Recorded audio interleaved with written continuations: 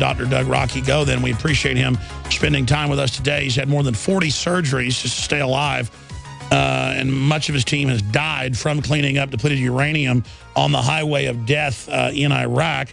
He wrote the Army's DU handbook, and I don't have time to go over his 5-page bio, but Dr. Doug Rokke is a depleted uranium expert. He earned his BS in physics following his MS and PhD in physics and technology education. His military career has spanned now up to 5 decades, to include combat duty during Vietnam War and Gulf War I. Doug served as a member of the 3rd U.S. Army Medical Command Nuclear, Biological, and Chemical NBC Teaching, Medical Response, and Special Operations Team, 3rd U.S. Army Captured Equipment Project Team, and the 3rd U.S. Army Depleted Uranium Assessment Team during Gulf War Operation Desert Storm. He was the U.S. Army Depleted Uranium Project Director of the entire program in 94-95. He developed the congressionally mandated education and training materials, wrote the U.S. Army Regulation 700-48, U.S. Army PAM 748, U.S. Army Command Task for DU Incidents, or Common Task. Doug has taught nuclear, biological, chemical warfare, hazardous materials, and emergency medicine for 20 years to police all over the country and civilians. He has been an advisor, on-screen expert for numerous television documentaries. I just can't even cover it all. Dr. Doug has taught undergraduate and graduate courses in environmental science, environmental engineering, nuclear physics, emergency management, and was a staff physicist at the University of Illinois. And I just can't even go over it before he retired. He serves as the advisor of the U.S. Centers for Disease Control, U.S. Department of Defense, U.S. National Academy of Sciences, U.S. Institute of Medicines, U.S. Senate, U.S. House of Representatives, U.S. Department of Transportation, U.S. Federal Aviation Administration, U.S. Department of U.S. Defense, General Accounting Office, U.S. Department of Veterans Affairs, British Royal Society, British House of Lords of Commons, United Nations, U.S. President Clinton Presidential Oversight Board. I mean, I can't even do the whole deal. The point is, he is the expert, Dr. DU. And, you know, we'll go to 40 after with him. I know he'd say do the whole hour, but I don't want to sit here and exhaust him because I know he's been in rehab and stuff. That's why he hadn't been able to come on. It took me a month to get him on. I wanted to get him on because when I had, a month ago, the sailors from the USS Ronald Reagan who were out there right off the coast of Fukushima doing disaster relief and who got sick within days and then now are in wheelchairs, blood coming out their orifices, teeth falling out, kidney failure, all the regular radiation sickness stuff, standard procedure stuff. I thought about Doug Rokke because they didn't even tell them they needed potassium iodate when they were on the ship. Only those that went on shore at the site were given that. Even though they admitted they went through the plume and knew it and radiation detectors were going off. When our reporters were out in California, the San Francisco paper reported, yes, there's 14 times and 10 times and 5 times the regular millisievert level, but we're not going to investigate. It's no big deal. Well, 20 years ago, it would be a big deal. So there's this attitude now, since about 1990, that DU, it doesn't matter. It's not a problem anymore. And you're seeing almost everybody that worked on TEPCO dying now. And then you saw Dr. Doug Rokke and his team and the hell they went through. And then not taking care of the troops once they get sick. That was the sailors we had on. Can't even get medical care when they go into the VA. And they've got catheters in them, you know, 3 years after Fukushima. And it's everything that Dr. Doug broke down. So he is the man to talk about his experience in the Gulf War, what happened. And now, when I used to get Dr. Doug Rokke on 16 years ago, I've been talking to him since about 1998, so I guess 16 years.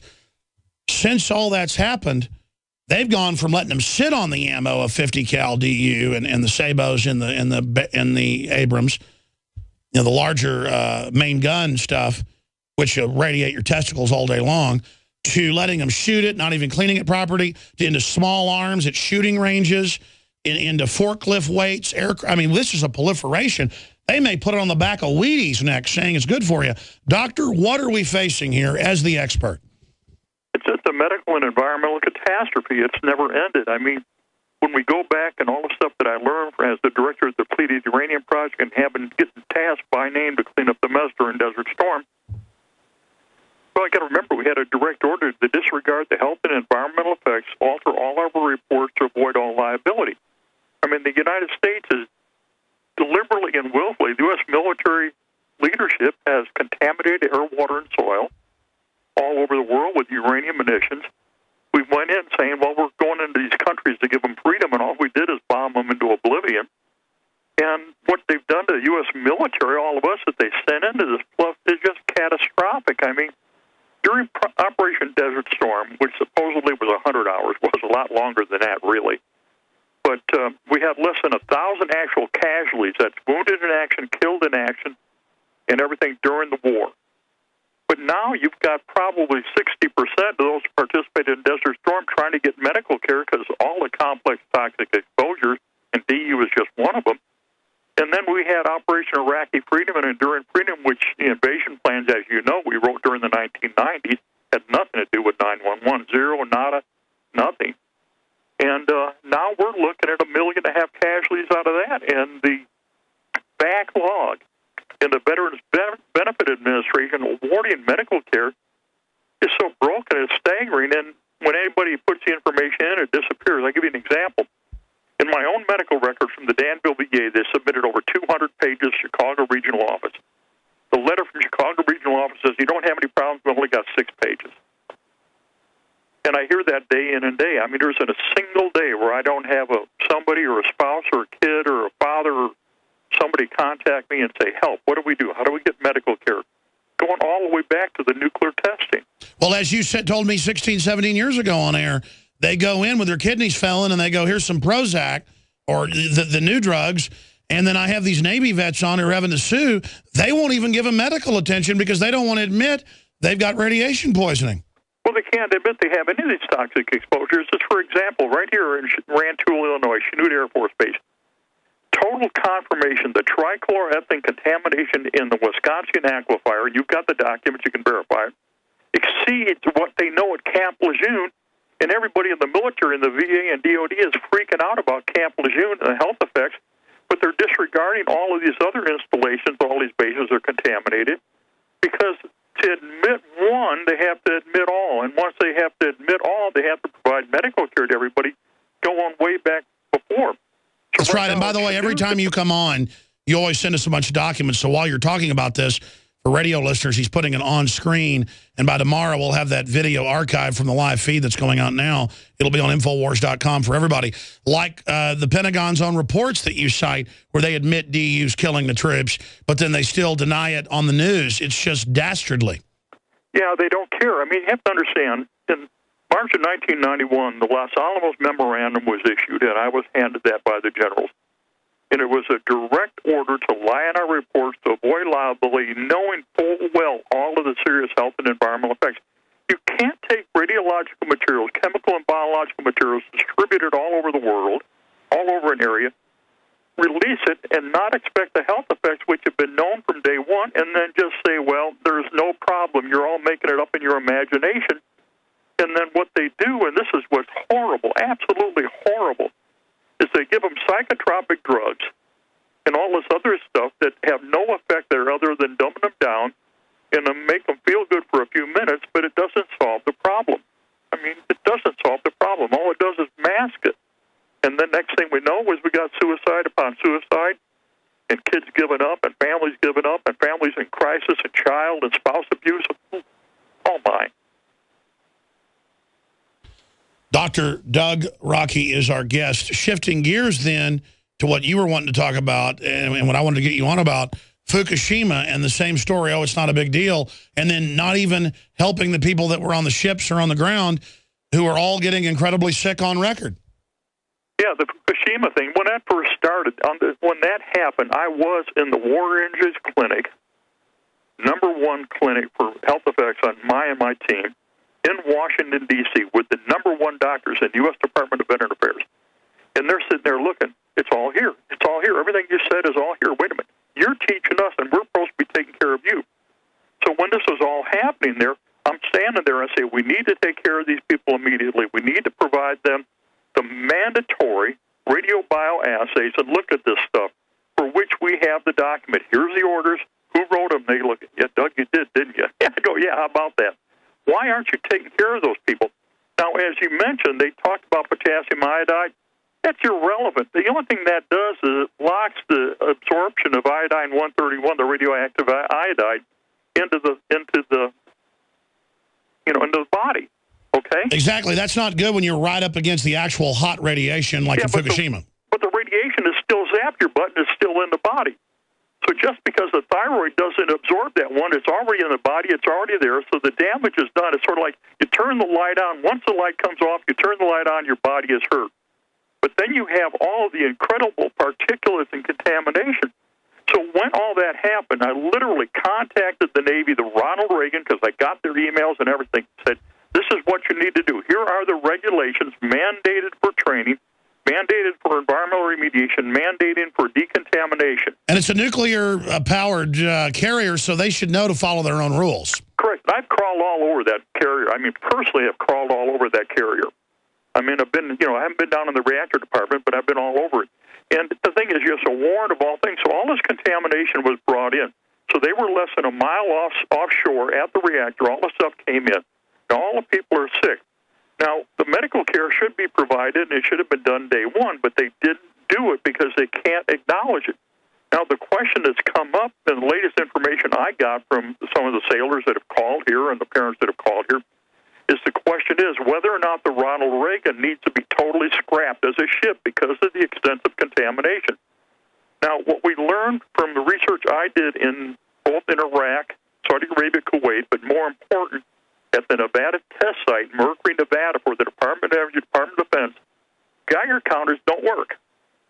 And you can take all day long, and you're not going to find the contamination because of the way it works. And that's why so many people are sick. So when you look at the health effects on all of us and everybody else, and all the Iraqis, and everybody else have been contaminated, the guys in Somalia, the Balkans, all over the place, Vieques, Puerto Rico, Hawaii is a nightmare on the main island of Hawaii and Oahu from DU. And you see the health effects are absolutely what's listed in the official VA document. So what should happen to the Ronald Reagan? Pardon? Well, what should happen to the Ronald Reagan then? Well, the Ronald Reagan, what should have happened right off the bat is the ship should have been pulled and decontaminated if they could even do it. The other thing, too, is they got to get bioassays of medical care based on the signs and symptoms all the sailors are having. Well, this is the big issue I want to ask you then. And this is the crux of it. The troops have been treated like worse than birdcage liner for a long time, but undoubtedly the last few decades it's gotten even worse. The attitude with the deadly dust on 9/11 that they knew was deadly and they decided to cover up because they didn't want to admit it was deadly. With the DU, with Fukushima, with things that are in vaccines and things that are in drugs. I mean, even in the 60s, if a drug was hurting people, they would recall it. I've read it. I've studied it. They weren't perfect then, but there were a lot of recalls. Now they'll recall something if it's petty and doesn't matter, but if it's really big, they'll just ignore it and keep going ahead with it. So what I'm asking you is, what is the cultural change, or has it always been there, to absolutely not care about human life and just contaminate everything, and is it getting worse? It's greed. I mean, it's greed and money and control and power. I mean, look at everything that's happened throughout the Middle East and now into the Soviet Union and the Ukraine. All of this is about control of resources, control of terrain, control of pipeline things to get it over. Who's going to control what? I mean, we're looking at all the stuff in Syria. That's all about the pipeline coming out of Iraq and everything, in Iran, across through Syria out to the coast. And they've got to get that all stuff, so Assad doesn't want to go along with the same thing of what happened in Afghanistan, what's happened in Iraq. We're seeing it happen in Ukraine. So you've got all the powers that be that want to control everything, but they disregard the health and environmental effects of their military operations. It's sort of like, I mean, with the U.S. military, how many nations have we attacked and invaded now since I joined the military in '67?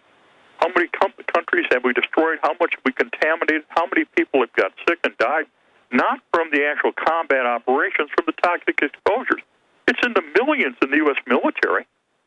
And now you've got all of the health effects on the civilians. It's sort of like right here at Chanute Air Force Base, Rantoul, Illinois. The trichloroethylene is off base into the water supplies. The houses where we know the contamination is based, and you got the report, you got the map showing it. They took the people off the map so they don't show up in any map, anything. You won't find it unless you go look for the house, and then they disavow any contamination in the water supply, even though it's on their own report that confirms it. It's staggering. And then anybody that tries to speak up, like the reporters or myself or anybody, boy, watch out. You're not going to be able to buy groceries in town. We're going to put that map up. We have it on screen of the contamination there. Just an example of this attitude. And now under Homeland Security rules, they want to make it illegal to expose toxic waste dumping if it's done by a, quote, infrastructure-protected corporation or government group. And I don't get where all these elites think their kids are going to grow up when they could care less about the world. I mean, I think you're right. I think it's a greed-based, decadent disconnect by the ruling class worldwide, kind of like the Soviets would throw nuclear reactors in a lake, too lazy to even bury it, or TEPCO would just have bulldozers lightly bury fuel rods that were ejected 2 miles into farmers' fields. It just seems like an absolute total laziness. I mean, if I got a fuel rod, I would be put in prison as a terrorist. Or if they caught me burying a fuel rod on my property, I'd get 100 years in jail under laws. But when government or corporations do it, it's just like, so what? What is going on here? I wish I had the answer. I mean, it's a cover-up and a disregard, because I think all these people that made the decisions are gone, all right, that caused this stuff, and some that are still making decisions are in power. But what they have to do is disavow any connection, because then they have to admit they messed up and now take responsibility for it.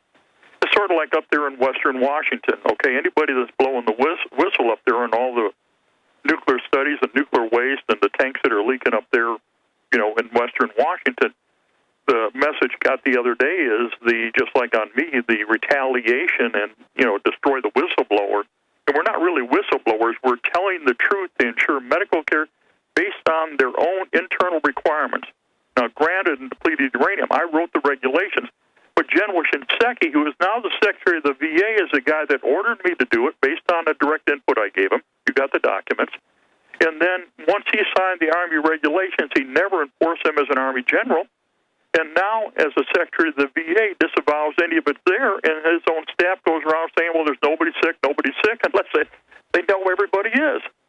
Well, and of course, this phenomenon that's always been there, but it's getting worse, now leaks into every area with the test scores dropping, the cancer rates going up 3,000% in North America, the breast cancer up even more, the diabetes, the brain disorders, the neurological disorders. I mean, you look at every metric, doctor, and I know you've got multiple degrees and have seen it from so many angles. What is happening biologically to North Americans? Why are we dying?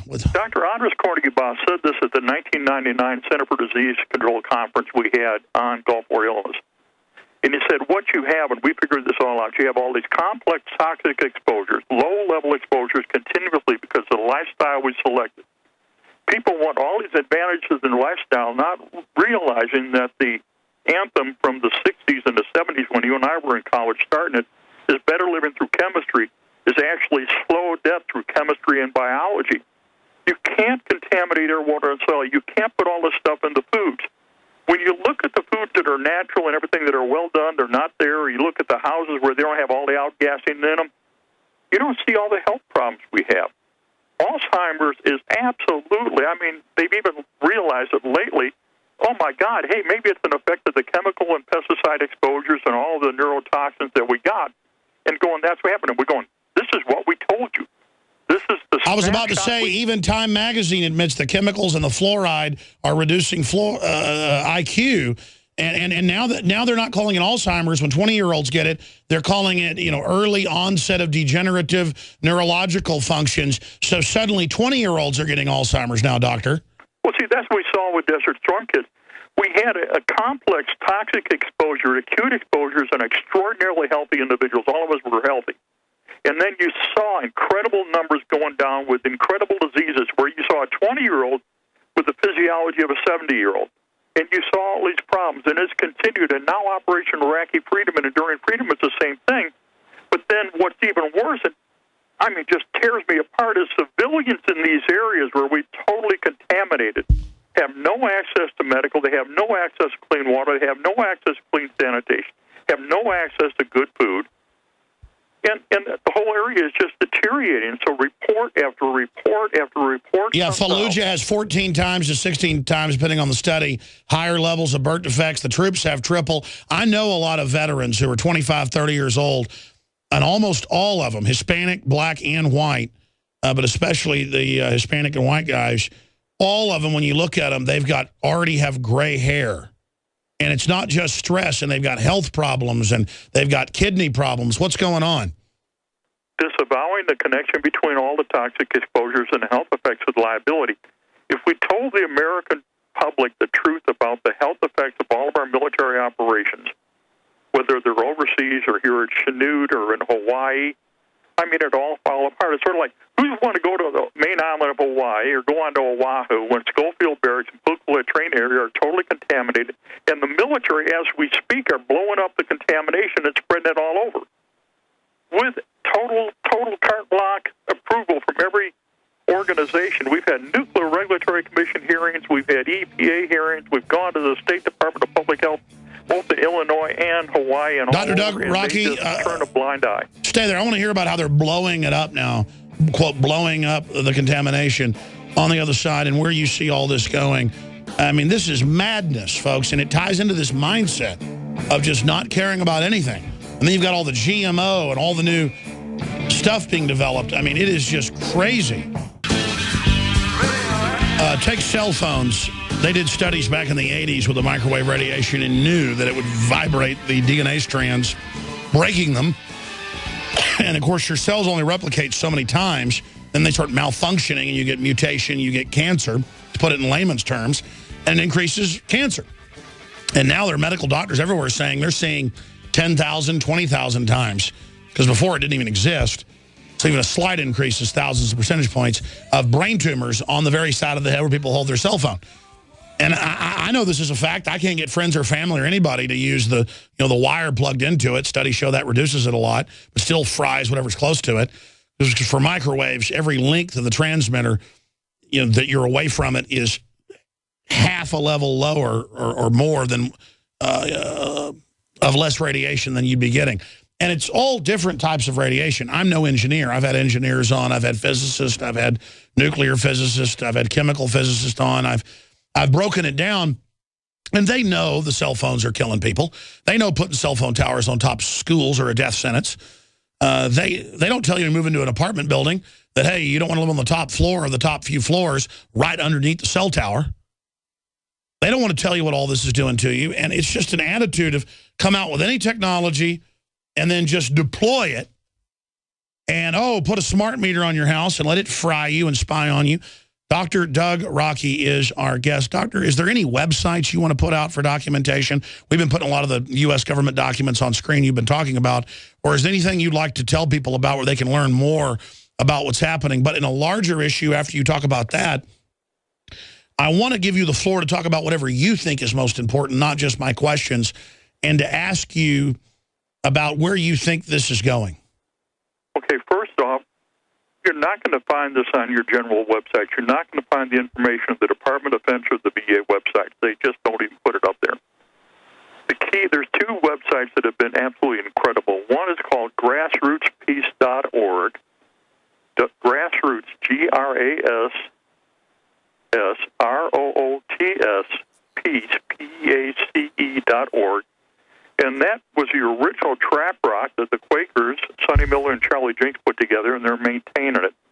The other one where you'll find the government documents, and again, it's another documentary. I mean, we've done numerous documentaries, but Joyce Riley on the Power Hour, they have a documentary called Beyond Treason, and the BeyondTreason.com website has all these regulations, the orders, the directives, the medical corps thing, all of this stuff. Excellent documentary, and I'm just glad over the years that she's really, with Dave Von Kleiss, hammered that. So it's key for folks to check out both those sites. Now, continuing, I just talked about the cell phones, all the different types of radiation. Where do you see all this going? Well, you have to remember, I mean, during Desert Storm, again, I had the responsibility for putting up the safety for the RF hazards and, beam gun, all this stuff, what we call it, Buck Rogers ray gun. Any RF hazard, anything where you get the dose rate is, and this is the radiation, you got to measure it, you can calculate it. Anything above above 10 milliwatts per square centimeter is a total exclusion zone, 100% exclusion zone. 10 milliwatts per square centimeter, that is the total exclusion zone. So if that's the total exclusion zone, you can guarantee that the health effects thing are probably 1/100th or 1/1000th of that when it's up close. So what we do know happen, the way the RF works and everything, is not ionizing, but what it does is cause the water molecule to vibrate and fracture, and it destroys the water in the cells and everything else, the RNA, DNA, because that's all water. It just destroys it in place. So all of that stuff is known to go on forever and ever and ever. So when you stick that RF wave up there, or the military comes in, and this freaks me out because they got the new Buck Rogers ray gun that they've deployed all over the United States. They've used it in Iraq and Afghanistan. And what it is an RF microwave ray gun that's on top of both the Humvee, on top of the buildings and everything. They just beam it at somebody and cook them alive. So it's like taking your body and putting it in a microwave oven and cooking it. So we've got that out there. And we've heard story upon story where people said, all of a sudden I got burned and I got cooked and this beam was at me. Hey, it really is real and it's really happening. So we've got all of this stuff. We've got a total disregard for everything. The incredible contamination that we're seeing from military operations, whether it's research or training back here in the States, or if the installations are totally contaminated, or where we've destroyed the infrastructure of these nations and contaminated with our weapon systems, has left a catastrophe for which there is no medical care and treatment. Like when I was in medical care yesterday at the Danville VA, the agreement was all we can do, Doug, is optimize the remaining function that you have, and we got to optimize the remaining function of all the kids that are coming in here. Well, I've had a full life and a full career, but what do we do with that 22-year-old that has the function of a 70-year-old from the neuromuscular capability, is in pain, has all of these psychological problems, not from a mental illness, but from the fact that they're having a ethical and moral breakdown crisis from realizing, wait a minute, we killed and invaded this nation over total lies, and now I'm supposed to believe it and go along with it? Again, I think it's a basic issue of sanity. And then meanwhile, the elite obsess over carbon taxes on what comes out of coal power plants, water and carbon dioxide. They obsess over how big your house is. They obsess over things like that, but then don't even care about all the real environmental crises that are going on. And then it looks like government a lot of times is the biggest polluter because they're exempt. It's just really mind-blowing. Where do you see all this going?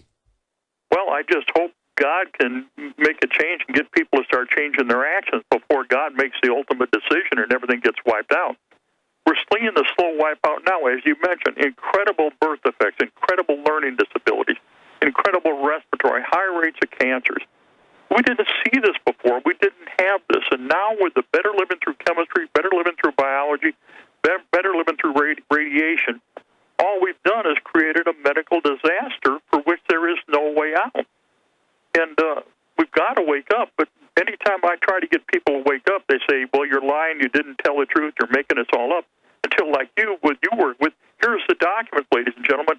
It's not ones that the guys yelling and screaming trying to correct it created. It's the internal documents of the government confirming the problems that they disavow exist. It's so frustrating. And again, it's not like we're like goody two-shoes. I mean, I think of you as a hero, but I don't think of myself. People say, oh, thank you for covering what you're covering. Thank you for not wanting them to completely destroy the planet I live on. I mean, it just seems like there's no common sense. It'd be like if your neighbor's house was on fire and there was high winds and it's going to blow over to your house. Even if my house wasn't going to burn, I'd go call the fire department or throw some water on it. And it's like this attitude now. Well, statistically, I've seen it in the news that brainwaves are lower. People don't help each other as much. People don't render aid. Neighbors will watch their neighbor's house burn and not call the fire department or not call their neighbor to see if they know. It's like a jellyfish spectator thing has come upon us. And I think it's television. Since the advent of television in the 40s, we've seen just absolute degeneration of society. In countries that got it later, like in Africa in the 70s, the same pattern where people just grow up watching this and it's not real, most of it, and so it distorts reality. You're not down the street talking to your neighbors at the soapbox. You're not involved at the PTA. Plus, the world, doctor, got so complex, I think that it's like the old legend of Atlantis, whether it's true or not. They developed technology so advanced, they destroyed themselves. You know, we've got one of the problems, and as a teacher, and I've taught everything from kindergarten through graduate school now, and I have a lot of fun with the kids. The kids don't read. They don't read books. They don't go to the library. We'll put program after program together at the library, and I'm totally involved in that, running programs. We got snowed out here because of the snow and the ice the last couple of weeks. But it's so bad, so you can't get the kids to come there and read. They don't know their math. They're using their calculator or their computer, so they don't know their basic math facts. They can't do change when you go to the grocery store. They don't know how to multiply or divide. So therefore, when they go to get a job, whether they're a carpenter or a plumber or a car mechanic or an electrical engineer, they can't read, write, or do the math. And when you say, you know, it doesn't cost money to master this stuff. All it takes is time and effort. But somehow we keep throwing more and more dollars at it. Say, well, if we increase the salary of the teacher 3 times, all of a sudden the kids will start learning. Wait a minute. The salary of the teacher has nothing to do with the performance of the child. That strictly, does the child want to read or write or do the effort? Do the parents maintain that they're doing it? And do the parents ensure that the kid behaves themselves when they go in the classroom? And today, at an hour class period in grade school through high school, you're lucky if you get 15 or 20 minutes actual teaching time, because you got to spend so much time on disciplined behavior and making up the stuff that they should have learned already because they didn't take the time to do it. Doctor, thank you so much for your time. It's always good to hear from you. How are you doing medically? I know you don't like to talk about yourself, but just describe briefly what happened to you and your team around the DU and your experience. This is an important testimony to have it on record. And any other points you'd like to add? Well, we all got sick within 24 hours of the initial cleanup, which, again, the military disavows. We weren't there. And that was the highway of death in Kuwait. Yeah, we weren't there. But everybody got sick. The respiratory, the rashes all started. We had the first cancers in the team members within 9 months. The first death from lung cancer within 2 years, and it's continued on. The respiratory problems, the rash problems, the neuromuscular problems, spinal cord problems, kidney problems, the eye problems, the hearing problems are just staggering.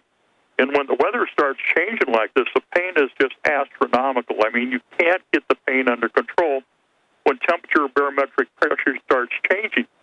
And, I mean, I'm lucky. I can pour stuff and I have knowledge, but this kid out here that can't get the care or doesn't know what's happened to him or doesn't have the document to shove up the doctor's wazoo can't get the care, and then they get flustered.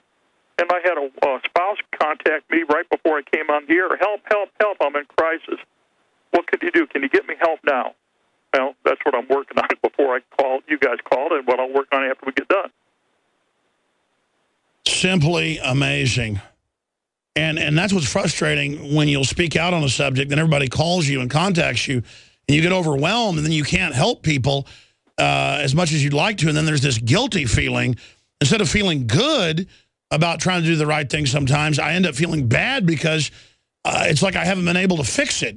Do you ever have that feeling? Continuously for over 40 years.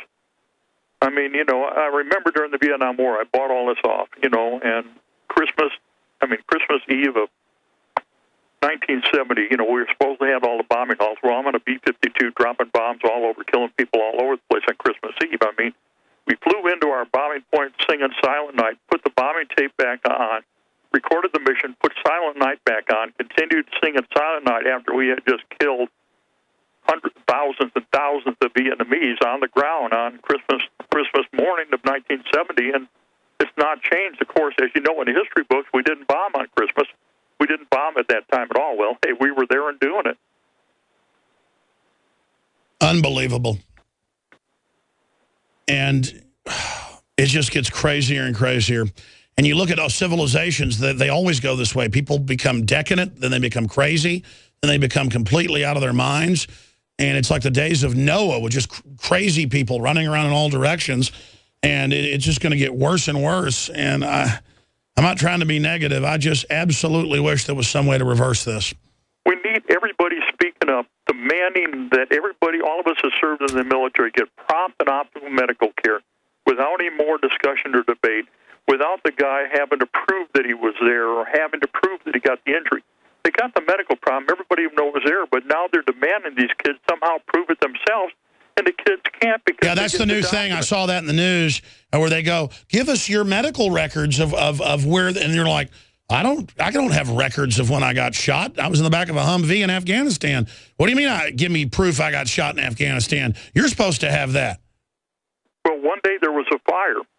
I mean, we know from Desert Storm, we loaded the medical records at 3rd Medical Command at Riyadh, Saudi Arabia, into the steel connexes for shipment back to the States. When Dr. Colonel Andres Kornigebov, Colonel Thomas Little, Dr. Thomas Little, Colonel Ulrich Bauer got there, the connexes were empty.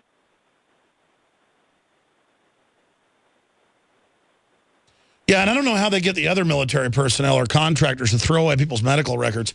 See, everybody's going along with this, or a lot of people are, and folks ought to get, when you screw somebody else, that allows you to get screwed later. And it's not even some thing in the universe, though that operates as well, as you know, Doctor.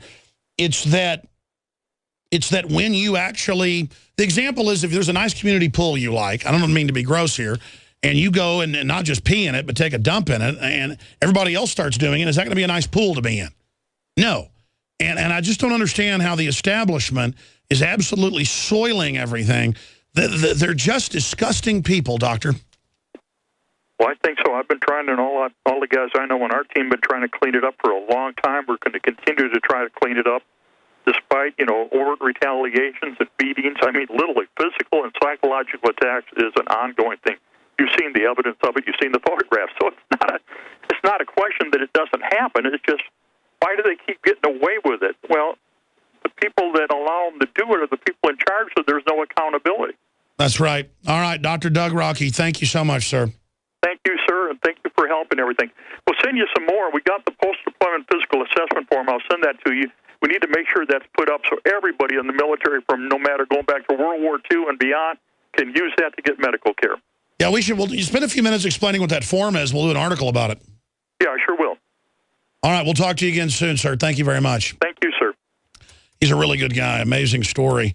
And there's so many people like that out there, and they tell them they're heroes and tell them they're great, and the media tells you you're great while they're using you, and as soon as they're done, they just throw you out like trash. And everybody serving the system better understand that and better think about that long and hard so that you understand what we're facing. Documents came out. Doug Rokke sent them to us years ago. He got them from a general. They were leaked. It became national news when it happened, that they knew that Agent Orange was going to cause birth defects and kill the people that used it. And that they'd actually, in Vietnam, added a synthetic neurotoxin to it to get around the Geneva Convention, barring nerve gas being used. And that they'd actually added a special thing to Agent Orange over there that had a neurotoxin. It was really a chemical anti-personnel weapon. And that's what people were breathing. And it was not just killing the Vietnamese, the Viet Cong, which is bad enough. Our own soldiers were breathing that and had lesions all over their organs, their hearts, you name it. And my uncle, the doctor, said, looking at scans of his heart and stuff before he died, said, oh, we see this a lot with helicopter pilots from Vietnam, an old heart lesion, basically a mini heart attack from Vietnam. And think about it, Monsanto, who owned that, made billions. It was billions of dollars back then spraying it. And it was just a death sentence for everyone. I mean, just absolute death sentence. And undoubtedly contributed to my uncle's early demise and other problems in his family. And it's just an illustration of how this stuff affects everybody. I mean, these companies are evil, evil.